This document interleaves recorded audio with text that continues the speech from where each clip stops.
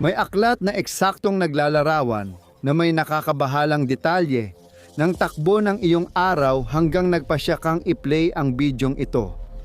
At ang mga nagdududang kaisipan na pumapasok sa isip mo ngayon habang pinakikinggan mo ako, ang aklat na ito ay nawawala sa halos walang katapusang maze ng pasilyo sa aklatan ng Babel. Ang kabuuang aklatang ito na malapit mo nang tuklasin ay isa sa mga pinakanakakahilong ideya na kailanman ay nilikha ng isipan ng tao. Dahil taglay nito, nakasulat sa papel ang lahat ng kwento, lahat ng kaisipan na maaaring maisip. Sa pagdaan mo sa lawak ng aklatang ito na naglalaman ng lahat ng kwento, mararamdaman mo ang pagkahilo ng kawalang hanggan. Parang nagtagpo ang isang hukbo ng mga unggoy na walang tigil na nagtatype sa makinilya sa dilim. Gaya rin ng mga manlalakbay na nilamon ng kawalang pag-asa at naghahanap na matagpuan sa likod ng isang pasilyo ang aklat na nagpapaliwanag ng pinagmulan at dahilan ng pag-iral ng isang karagatan ng mga salitang walang saysay. Maaaring sa paglalakbay na ito, aksidente mong mabuksan ang aklat na naglalarawan ng panaginip mo ngayong gabi. Kwento ng buhay ng isang taong hindi pa umiiral, pati petsa at pangyayari ng kamatayan. Bago tayo pumasok sa kawalang hanggan, balik tayo sa impyernong aklatan na kailangan kong ilarawan dahil sobrang laki nito. Isipin ninyo ito bilang isang 10 pahinang maikling kwento mula dekada 1940 ni Georges Luis Borges. Ang aklatan ng Babel ay, kahit sa papel lang, napakasimple dahil naglalaman lang ito ng lahat ng posibleng bersyon ng isang aklat na may 410 na pahina. Sa mga estante, may mga librong nakahanay na hindi mo na makita ang dulo. Nasa Aklatan Universo, ang lahat ng aklat na maaaring mabuo gamit ang 26 na letra espasyo, kuwit at tuldok. Sa tila walang hanggang aklatang ito, bawat librong mabubuklat mo ay natatangi. Dahil bawat ayos ng teksto na maaaring isulat gamit ang 26 na letra ng alpabeto ay umiiral dito ng iisa lamang ang kopya. Kaya naman, ang buong aklatang ito ay naglalaman, halimbawa, ng iisang blangkong libro lamang. Kung gusto mo ng maraming espasyo, may aklat na puro tuldok lang ang laman. Isang aklat na puro salitang walang hanggan mula simula hanggang dulo. Ibig sabihin, limitado lang ang dami ng libro sa aklatan. At gayunpaman, sa tila walang katapusang liku-liko ng mga estante, lubos ang pagkahilo na iyong mararamdaman. Dahil sa laki ng aklatan, lahat ng nasasabi sa salita ay narito, sa kung saan. Nasa estante ng aklatan ng Babel ang lahat ng kaalaman ng nakaraan, ngayon at hinaharap. Ang pinakamalalaking obra maestra na isulat na, maisusulat pa lang o hindi kailanman maiisip. Sa liku-liko ng malaking aklatan, tinalakay at binibigyang kahulugan ang mga pangyayari noon, ngayon at sa hinaharap. Mayroong hindi mabilang na mga aklat na ang 410 na pahina ay ganap na inilaan upang detalyadong ilarawan ang pag-unlad sa paglipas ng panahon ng bawat metro kwadrado, ng bawat planeta, ng bawat galaksya sa ating universo. Ang iba naman na tumutuklas sa pinakamalalaking misteryo ay nagbubunyag ng mga kahinaan ng pinakamatitibay nating mga teorya o kaya'y nagbibigay liwanag sa mga krimeng hindi kailanman nalutas. Marami ng tekstong tumatalakay sa mga katang-isip o totoong pangyayari sa ating universo at mas marami pang aklat na nakalaan para sa mga nangyayari o maaaring mangyari sa ibang universo. Nandoon din ang napakaraming aklat na tumatalakay lamang tungkol sa iyo at naglalantad ng eksakto at detalyado ng iyong mga pinakalihim na iniisip at pinakabaliw na mga pangarap. Mayroon ding, kung saan man, nakapatong sa isang estante, isang aklat kung saan nakasulat, salita sa salita, ang lahat ng sinasabi ko sa inyo mula nang simulan ninyo ang video na ito. Nandoon pa ang mga aklat na naglalarawan at nagpapaliwanag kung bakit umiiral ang impyernong aklatan na ito. May katalogo na tapat na naglalarawan ng laman ng aklatan. Sa ibang lugar, mayroong milyon-milyong huwad na katalogo, tulad ng ibang mga aklat na nagpapakita ng kasinungalingan ng mga katalogong ito, pati na rin ng tunay na katalogo. Lahat ng tekstong ito ay kinikritiko, sinusuri at tinututulan ng maraming ibang aklat at umiiral din ito sa lahat ng posibleng bersyon na maaaring gawin gamit lamang ang 29 na karakter. Sa aklatan ng Babel, bawat kwento ay umiiral din sa iba't ibang anyo, dramatiko, epiko, pantastiko o realistiko. Ngunit pati sa bilyon, trilyong mga aklat, magkapareho ang mga ito. Ang kaibahan lang ay isang liham ng pag-ibig o pangungusap. Dahil isang maliit na pagbabago lang sa karakter, isang napakaliit na pagkakaiba sa kwento, ay sapat na para gawing natatangi ang isang aklat. Dito, lahat ng aklat na nagpapabagsak sa matitibay na teoryang pisikal gamit ang malalakas na argumento, pati na rin ang naglalaman ng mga hakbang sa paggawa ng kamanghamanghang makina. Kasama rito ang maraming aklat na halos magkapareho pero may maraming maling baybay o pagkakamali. At lahat ng mga baryanteng ito ng mga teksto ay isinalin at binigyang kahulugan sa lahat ng posibleng wikang sinasalita, maging ito man ay buhay o patay, kilala o hindi kilala. Nandito rin sa mga estante ang mga gumagamit ng ibang alpabeto bukod sa gamit ng aklatan. Simple lang na isinalin sa ponetiko, sa nakabaliw na aklatang ito ay mayroong bilyon-bilyong aklat na isinulat sa ponetikong paraan sa mga wikang hindi umiiral. At ganun din karami, kung hindi man mas marami pa, ang nagbibigay daan para maisalin ang mga ito. At lahat ng mga salaysay na ito, lahat ng mga kwento, ay umiiral hindi lang sa loob ng mga natatanging aklat, kundi pati na rin sa mga bersyong pinaghati-hati at pinaghalo-halo. Sa dami ng aklat, may mga tekstong walang kaugnayan pero nagsasama o nagpapalitan. May aklat na matindi ang puna sa paggamit ng artipisyal na intelihensya, isinulat sa ponetikong wika. Ang Papowe ay kasabay sa bawat ikalawang linya ng isang pilosopikal na tratado na tinatalakay ang kabuluhan ng pag-iral ng mga manual na nagpapaliwanag kung paano gamitin ang isang bukas na pinto. Pwede mong palayain ang imahinasyon mo kahit pakiramdam mo'y walang hangganan ito.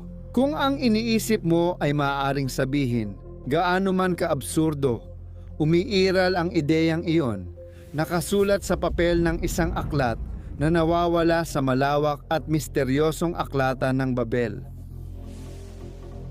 Marahil ay mas nakalilito pa. Sa aklatang ito na may lahat ng aklat na 400 at 10 pahina, pati na rin ang lahat ng kwentong lampas sa isang aklat ang haba, naroon din, tila kabalintunaan. Hinati-hati lang ito sa iba't ibang aklat na tig 410 pahina bawat isa. Dahil dito, ang aklatang Universo ng Babel ay may 10,000 pahina ng pinakahuling bersyon ng Encyclopediang Universalis. Hinati lang ito sa maraming tomo. Sa parehong paraan, matatagpuan din dito ang 6.4 na bilyong nitrogenous bases na tinatawag na adenine, thymine, cytosine, guanine na bumubuo sa kabuuan ng iyong genetic code, nakaimprenta ayon sa tamang pagkakasunod-sunod at pinaghati-hati sa 4,848 na magkakaibang libro. O kaya lahat ng nasabing salita ng tao mula noong umiral ang ating species na hinati sa maraming aklat. Maliban na lang na ang aklatan ng Babel ay may napakalaking problema.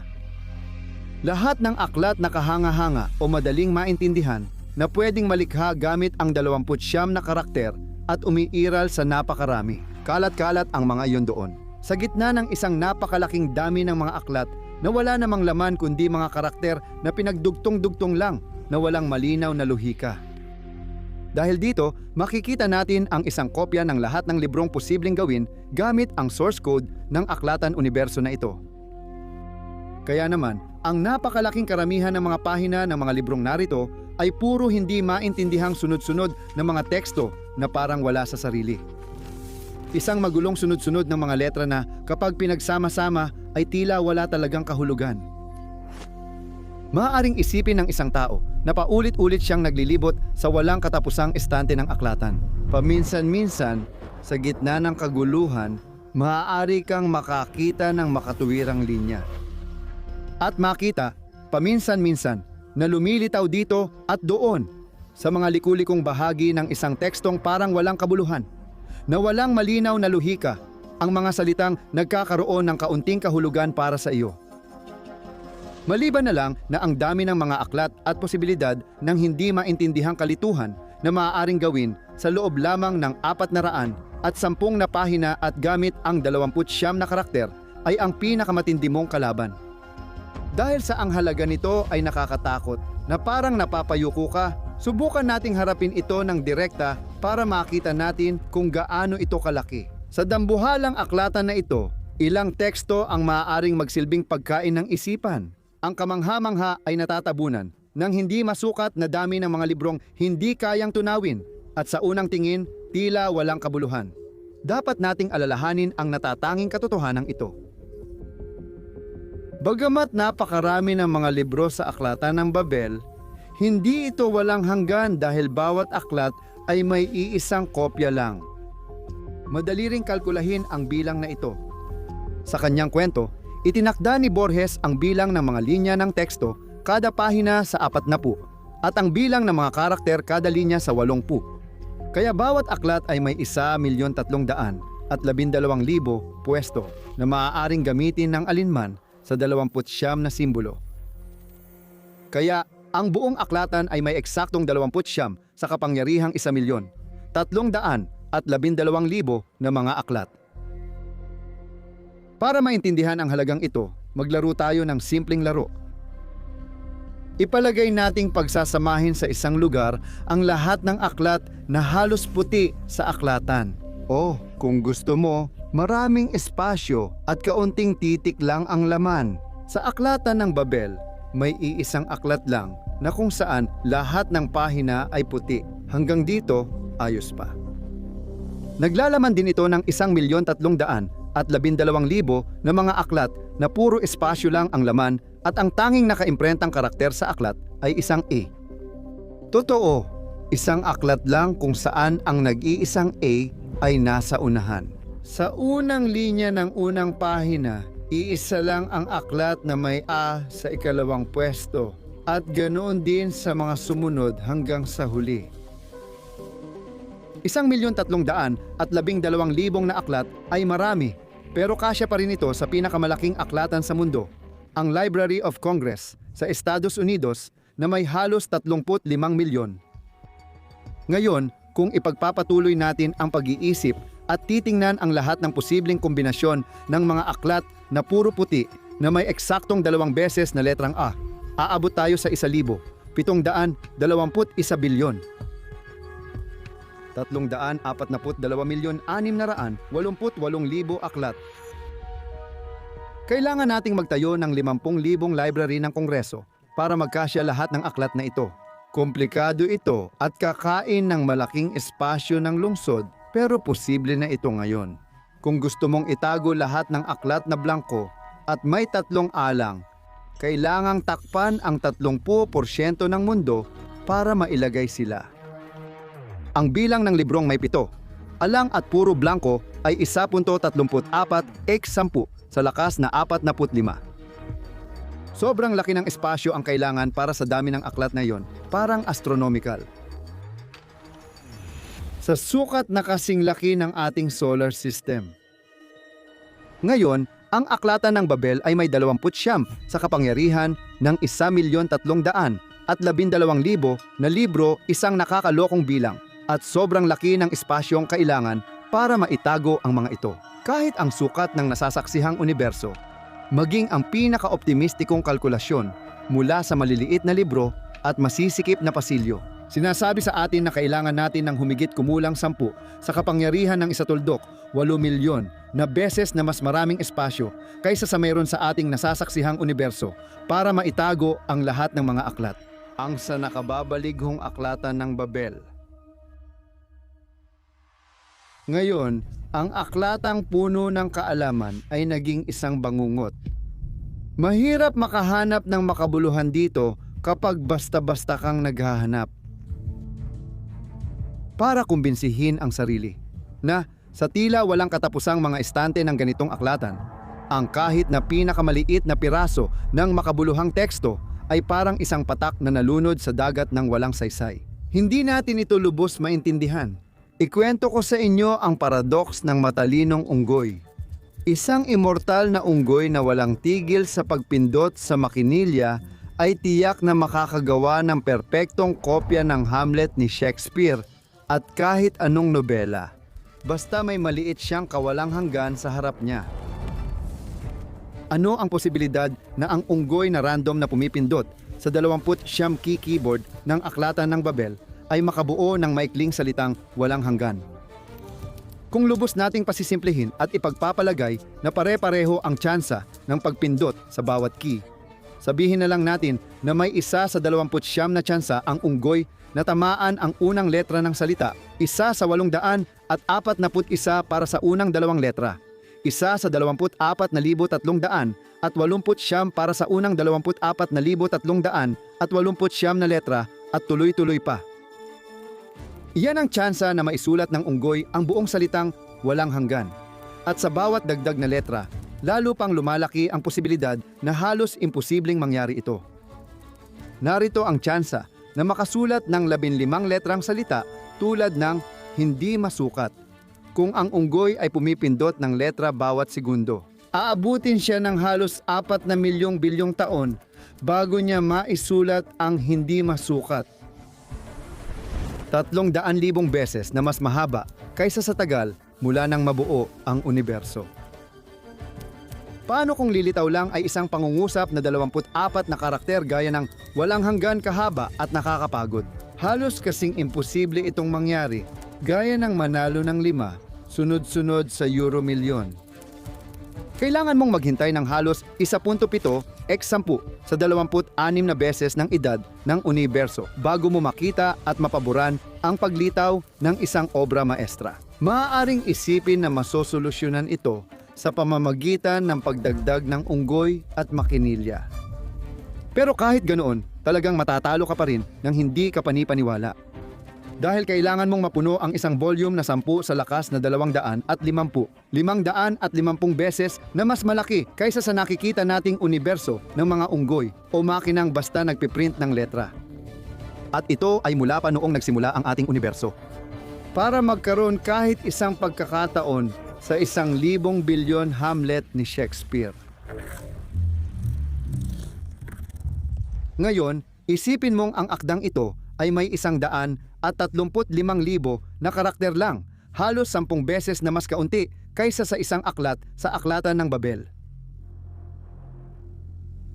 Lalong nagiging bangungot ang walang saysay na aklatang ito kapag nalaman mong wala namang nakaayos dito. Kahit may maraming traktadong kriptograpiko dito na nagbibigay ng susi para maintindihan ang maraming aklat na tila walang saysay, malamang nasa istanteng bilyon-bilyong taon ang layo ito mula sa aklat na kaya nilang isalin at natatabunan ng napakaraming walang silbing nilalaman. Kaya sa perpektong aklatang ito sa papel, sa diwa na taglay nito, ang lahat ng anyo ng kaalaman, ang mga ito ay mananatiling hindi maaabot magpakailanman. Nakabaon sa napakaraming walang kwentang bagay na pumipigil para matuklasan ang mga ito. Sa paggawa nito, ang Aklatan ng Babel na puno ng aklat ay kasing walang silbi ng walang laman na aklatan. Dahil dito, sa kwento ni Borges, ang ilang tagapangalaga ng aklatan ay walang sawang nagsisiyasat sa nakakatakot na pasikot-sikot ng estruktura. Aklat tungkol sa mga sikreto ng universo. Sinusubukan nilang bawasan ang labis na kaguluhan nang hindi maintindihang kaguluhan na ito na ginagawang kalituhan ang kanilang pagnanasa sa pamamagitan ng arbitraryong pagsira sa mga aklat na sa tingin nila ay hindi mababasa. At ginagawa nila ito upang mabawasan ang dami ng mga walang silbing teksto na naroroon sa kabuuang aklatan na ito. Ang nakakalito sa kwentong ito ay ang laki ng aklatang ito ng mga bangungot na may lahat ng kwento ay maaaring paliitin nang hindi naman nababawasan ang dami ng impormasyong naroroon dahil ang pag-uulit ay pagpapalit-palit lang. 2 karakter lang ay sapat na para bumuo ng isang primitibo at dalisay na wika na kayang magsabi ng kahit ano at lahat ng bagay. Kaya, ang walang saysay, tulad ng lahat ng kaalaman at mga kwento na nasa universal na aklatan ng Babel, ay maaaring ganap na isalin at i-transcode gamit lang ang dalawang simbolo ng alpabeto. Si Morse, gamit lang ang dalawang karakter, guhit at tuldok at espasyo, ay kayang isulat ang kahit anong maisip o masabi. Ang isang universal na aklatan na naglalaman ng lahat ng aklat na may 400 at 10 na pahina na maaaring isulat sa Morse ay may hindi masukat na mas kaunting bilang ng mga libro kumpara sa aklatan ng Babel. At gayunpaman, kahit na bawat aklat na naroon ay naglalaman ng mas kaunting impormasyon, ang pinaikling aklatang ito ay naglalaman din ng lahat ng mga kwento at kaalaman na matatagpuan sa orihinal na aklatan. Dahil sa walang katapusang mga kombinasyon na maaaring gawin sa pagitan ng bawat aklat. Heto na, ang sukdulang kabalintunaan ay nakatitig sa inyo sa pinaikling dami ngunit napakalaki pa rin. Ang aklatang ito na Morse lang ang gamit ay mangangailangan ng 10 sa lakas na 650. 900 beses na mas malaki ang espasyo kaysa sa nakikita nating universo para maiimbak lahat ng aklat dito. Muli, limitadong aklat lang ang nagdudulot ng walang hanggang kwento at posibleng kahulugan. Sa madaling salita, kahit gaano pa karami ang pinapayagang mga karakter, napakalawak ng aklatan ng Babel, kaya't mananatiling imposibleng maitayo ito sa totoong buhay.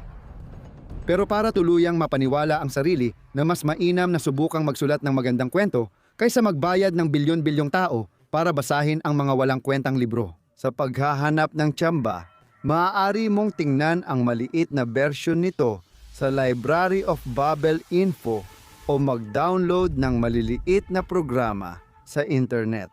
Pwede kang maglibang sa paghahanap ng kahit ano at kung ano-ano sa isang minyaturisado at digital na version ng aklatan ng Babel.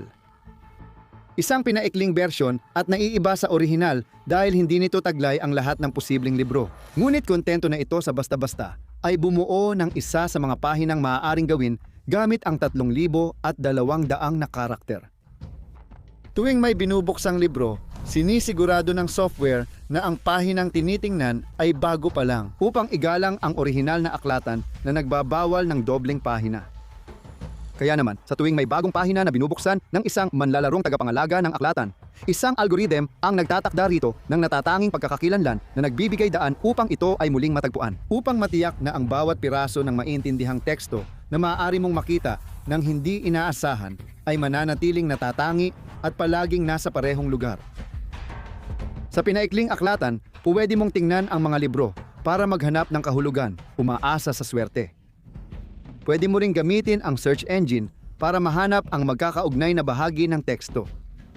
Dito sa hexagon, sa pader, sa estante, sa librong ito, sa pahinang ito, eksaktong nakasulat ang sinasabi ko ngayon. Para tuluyang mabigla sa dami ng naipong kaalaman, maaari mong isara ang bintanang ito at patayin ang internet. Tapos, pagmasdan mo na lang ang lahat ng makabuluhang nagawa na ng sangkatauhan. Pumasok tayo. Bukas ang pinto ng aklatan. Hindi mo kayang mabasa lahat ng naisulat sa papel. Isipin mong buong buhay mong magbabasa ka at makakatapos ka ng 2 libro bawat araw. Aabutin ng 48,000 taon, basahin lahat ng 35 milyong libro sa pinakamalaking aklatan sa mundo. Sa Pransya, taon-taon, binibilang ng pambansang sentro ng libro ang halos 70,000 inilalathalang aklat. Mas marami pa ito kaysa sa mga aklat na nasunog sa aklatan ng Alexandria. Pero sapat pa rin itong kaunti para mabasa mo lahat kung magbabasa ka ng tuloy-tuloy sa loob ng halos 76 na taon. Sa sukat ng ating planeta, tinatayang ang bilang ng iba't ibang aklat na naisulat ay nasa pagitan ng mga 150 milyon hanggang halos 1 bilyong aklat. At ang dami ng kaalamang naisulat ng tao sa papel ay hindi pa kasama ang siyentipikong kaalaman at bagong tuklas. Kahit madalas teknikal ang publikasyon, naglalahad din ito ng mga kwento tungkol sa ating paligid. Kung titingnan natin ang scientometry na sumusuri at nagtatala ng mga datos na siyentipiko na nalilikha ng sangkatauhan, tinatayang 1.1 8 milyong bagong artikulong siyentipiko ang nailalathala taon-taon sa Nature pa lang. Kung hahanapin ang mga publikasyon na may escargot sa pamagat o deskripsyon, lalabas ang halos 3,000 resulta. Mapapaisip kang mas gusto mong magtago sa sarili mong shell. At makikita natin na ang mga publikasyong ito ay sinusubukang unawain at himayin ng maayos ang lahat ng kaalamang naipon tungkol sa mga gastropod at ang gawain ng isang buong buhay. Hindi ko kailanman malalaman ang lahat, pero palagi akong pwedeng maging interesado sa lahat ng bagay. At hindi ko maiwasang magtanong kung ano kaya ang iisipin ni Borges, isang makata, pilosopo, luhiko at mistiko na nahuhumaling sa mga labirint, salamin at ideya ng kawalang hanggan tungkol sa pag-usbong ng internet at paglitaw ng AI. Baka nakita niya sa modernong mundo na puno ng impormasyon at mas maraming tekstong nalilikha araw-araw kaysa bago ang siglo ng kaliwanagan. Ang pag-usbong ng isang baliw na aklatan. Ang internet na walang search engine ay parang digital na labirint na mahirap ikatalog at lumilikha ito ng ilusyon na madaling abutin ang kaalaman. Ngayon, madalas nating inaasa sa mga algorithm ang paghahanap ng kahulugan. Hinihiling natin sa artificial intelligence na tuklasin para sa atin ang napakaraming datos, larawan at teksto na lampas sa ating kakayahan para makuha nila ang magkakaugnay na bahagi at makagawa ng mga pahinang parang gawa ng tao. Sa pagbabatay sa nabasa at paglikha ng bagong akda, minsan inimbento nila sa realidad. Gaya ng katang-isip na aklatan ng Babel. Ang massification ay pagkalunod sa bumabahang nilalamang parang bangungot, walang kaluluwa at gawa ng mga programa. Ilang may akda kaya ang laging gumagawa ng mga 1 oras na video linggo-linggo nang hindi nila isinulat, naintindihan o nabasa sa pagdelegar sa isang artipisyal na intelihensya ng tungkuling maghalungkat para sa kanila sa ating maliit na aklatan ng Babel. Para kay Borges, ang aklatang ito ay may hangganang simbolo na lumilikha ng walang hanggang kahulugan at kung saan lahat ng posibleng pahayag ay umiiral, sumasagisag sa pag-apaw ng wika. Ang aklatan ng Babel ay nagtuturo na ang kaalaman ay isang espasyong dapat tuklasin, hindi kayamanang hinahanap. Tayo, mga tao, ay ginugugol ang bahagi ng ating oras sa paghahanap na walang saysay sa universo ng mga kaisipan, ng mga ideya na kayang bigyan ng kahulugan ang ating mga buhay. Parang mga tagapangalaga ng aklatan na naglalakbay sa magulong teksto ng walang hanggang libro. Para sa kanila, may kahulugan lang kapag may taong tumutuklas at nag-aayos ng kaguluhan. Ang pag-iisip at pag-i-imagine ay parang paglalakbay sa posibilidad ng pag-unawa sa mundo. Bawat tuklas, teorya at tula ay pahinang mula sa walang katapusang pasilyo na dapat nating tamasahin habang sumasabay sa agos. Dahil ang mismong paghahanap at hindi ang layunin ang nagbibigay ng kahulugan sa ating pag-iral.